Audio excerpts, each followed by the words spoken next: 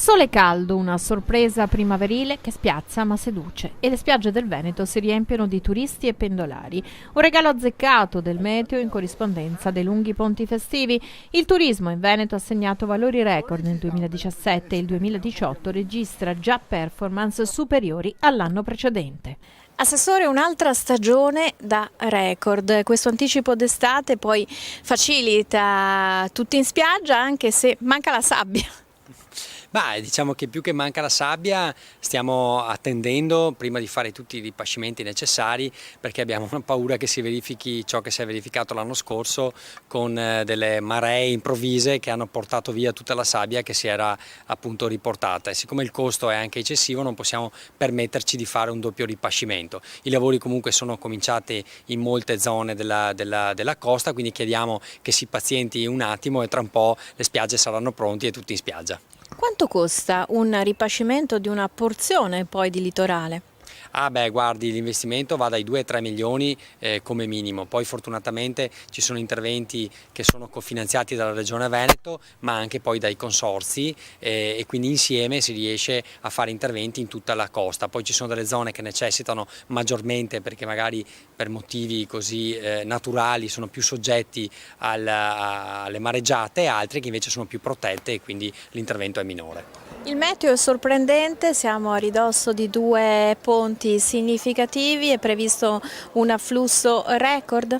Ma credo di sì, perché guardi, già i primi 3 mesi del 2018, se già avevamo avuto un record nel 2017, i primi 3 mesi del 2018 segnano dei dati positivi, quindi molto probabilmente questi ponti, se il clima terrà, saranno sicuramente all'insegna di un tutto pieno in qualsiasi località, non soltanto al mare ma anche nelle città d'arte o in montagna. Gli italiani scelgono l'Italia, però ci sono ritorni di quali turisti stranieri?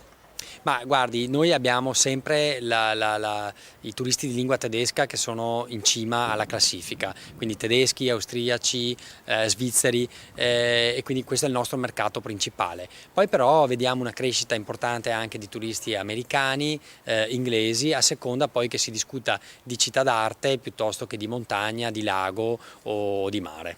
Quali sono le componenti che non possono mancare nell'offerta turistica veneta? Assolutamente l'innovazione. Noi abbiamo un settore come tutti del resto, ma in particolare quello turistico, che necessita di innovazione, quindi innovazione sul sistema per esempio digitale per quanto riguarda l'accoglienza, ma innovazione anche in termini di cultura dell'accoglienza. Noi stiamo lavorando per creare un nuovo sito della Regione Veneto, ma soprattutto un nuovo portale, una nuova piattaforma digitale che colleghi un po' tutto il Veneto, quindi sia l'aspetto turistico, culturale, enogastronomico, tutte le informazioni che il Veneto può dare e che possono essere utilizzate dal turista. Turisti in aumento, strutture in crescita, nascono nuovi alberghi. Venezia però soffoca di presenze. Come risolvere la questione? Noi non siamo molto favorevoli al numero chiuso in città, anche perché è difficile gestirlo anche dal punto di vista tecnico.